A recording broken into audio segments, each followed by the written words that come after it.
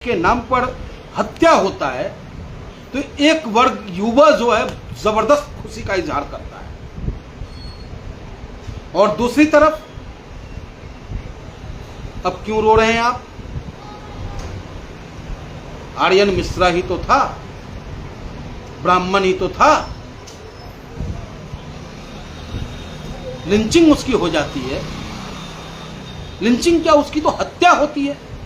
वही गौरक्षक के नाम पर, जो गौरक्षक दल के लोग हैं, वो बेचारा खाना खा के निकला है, उसकी गाड़ी को हाथ दी जाती है, वो डर जाता है क्योंकि उनके वेशभूषे भी गजब है, हाथों में हथियार है।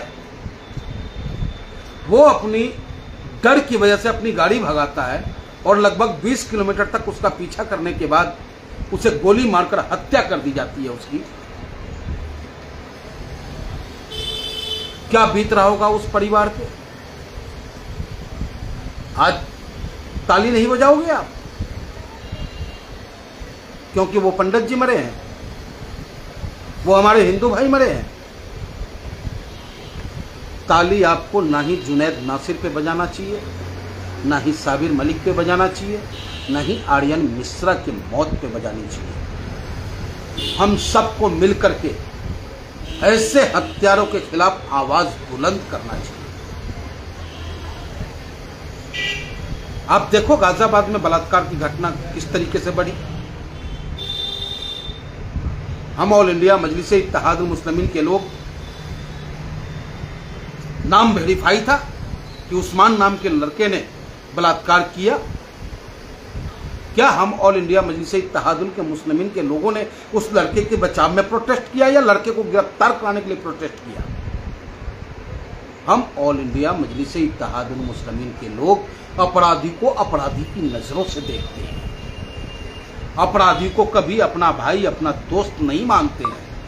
अपराधी कोई भी हो, उसके खिलाफ कानून सख्त कार्रवाई करे, तब जाकर के कहीं समाज बेहतर हो सकता है। इससे पहले एक घटना घटी 21 तारीख को, एक पति अपनी पत्नी को लेके जाता है हरिद्वार, देहरादून, न जाने कहां लेके गया। उसके साथ घिनौना हरकत, बलात्कार किया जाता है और उसका पति करता है। डॉक्टर का रिपोर्ट भी आया कि 8 जगहों पे उसने दांत काट रखे हैं। फिर वो अपने दोस्तों को बुलाता है। अब उस दोस्त में एक नाम मुस्तफा है, और वो मुस्तफा कोई हल्का फल्का आदमी नहीं है, बड़े रसूखदार बाप का बेटा है। वो युग करवट अखबार के मालिक हैं, वो सलामत भाई उनके पुत्र हैं।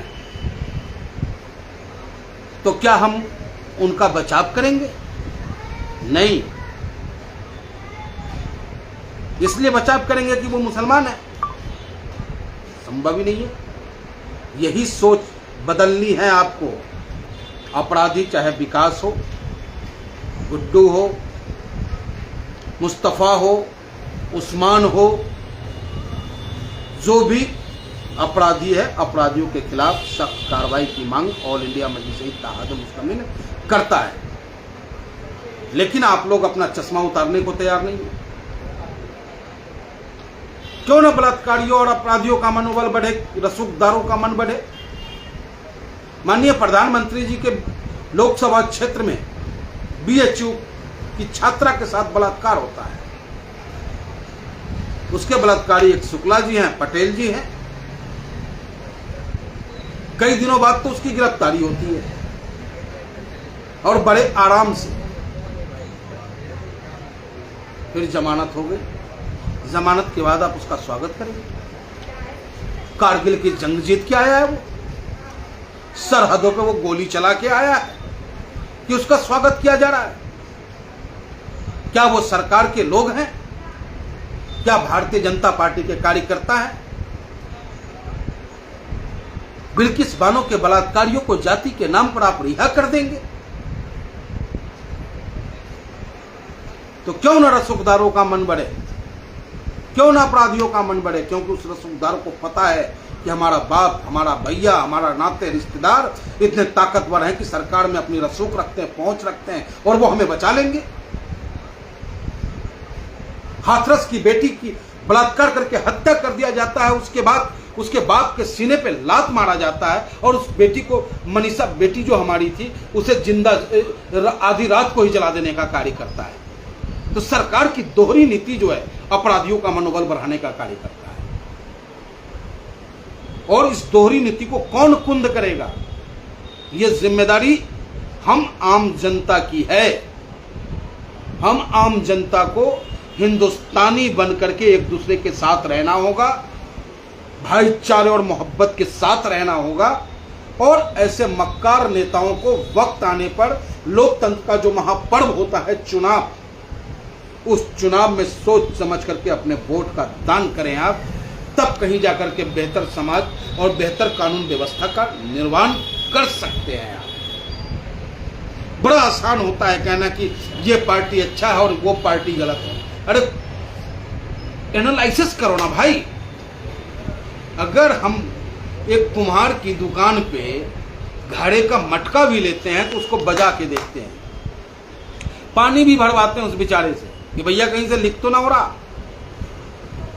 और नेता के झूठे वादे पे हम विश्वास कर लें, नेता के झूठे वादे पे हम बर्बाद हो जाएं, 5 साल अपना भविष्य, अपने बच्चों का भविष्य उसके हाथों में दे दें। तो क्यों नहीं उन नेताओं का, उन पार्टी के नेताओं का विचार, उन पार्टियों का आइडियोलॉजी, क्या सोच रखते हैं, उनकी पार्टी में कैसे कैसे लोग हैं, ये जानने की आप आवश्यकता महसूस नहीं करते? जब चुनाव आए तो आप कुछ नहीं कर सकते, तो इतना तो कर सकते हैं ना कि भाई राहुल जी कितने ईमानदार हैं, राहुल जी कितने अच्छे बातें करते हैं, मोदी जी कितनी अच्छी बातें करते हैं, कितने भ्रष्टाचारी इनके पाले में हैं, कितने अपराधी इनके पाले में हैं, अखिलेश जी के पाले में कितने अपराधी हैं, कितनों को ये साथ देते हैं, कितनों का विरोध करते हैं ये, और बैरिस्टर असदुद्दीन ओवैसी के ऊपर कितने घोटाले हैं, ये सब जांच करोगे आप? नहीं करोगे। बैरिस्टर असदुद्दीन ओवैसी साहब की पार्टी में कितने अपराधी है, इसकी जांच करो आप। भाई ये देश संविधान से चलता है और संविधान से ही चलेगा। संविधान से उलट जो सरकार चल रही है वो सिर्फ आपकी गलत सोच की वजह से, गलत वोट की वजह से। इसलिए मैं आपसे अपील करूंगा, खासकर उत्तर प्रदेश के लोगों से, कि उपचुनाव होने जा रहा है। इस उपचुनाव से न सरकार बन रही है न बिगड़ रही है।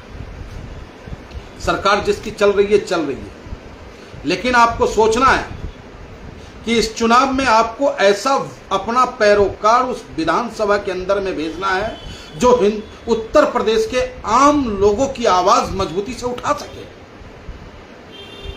और वो कौन उठाएगा? समाजवादी पार्टी। अब तक कितने आवाज उठा दिए? 3 साल हो गए सरकार की। कांग्रेस उठाएगी, बहुजन समाजवादी पार्टी उठाएगी, चंद्रशेखर आजाद उठाएंगे। सबको आपने देखा है, कितनी आपकी आवाज को बुलंद कर सकते हैं। एक बार ऑल इंडिया मजलिस-ए-इत्तेहादुल मुस्लिमीन के प्रत्याशी को आप मौका दे। विश्वास दिलाता हूं, न उस क्षेत्र का हिंदू मायूस होगा, न उस क्षेत्र का मुसलमान मायूस होगा। हाँ, अगर दुखी होगा तो अपराधी दुखी होगा। हाँ, अगर कार्रवाई होगी तो जल्लादों पे कार्रवाई होगी, भूमाफियाओं पे कार्रवाई होगी, हर भ्रष्टाचारियों पे कार्रवाई करने की गारंटी है ऑल इंडिया मजलिस-ए-इत्तेहादुल मुस्लिमीन। इसलिए आप तमाम उत्तर प्रदेश के मतदाताओं से उन 10 उपचुनाव में 10 सीटों पे हमारी पार्टी लड़ने जा रही है। जो भी उम्मीदवार हो, आप उसे अपना अमूल्य वोट देकर के भारी मतों से विजयी बनाएं। इसी कामना के साथ जय हिंद, जय भारत, हिंदुस्तान की जनता जिंदाबाद, बैरिस्टर असदुद्दीन ओवैसी साहब जिंदाबाद।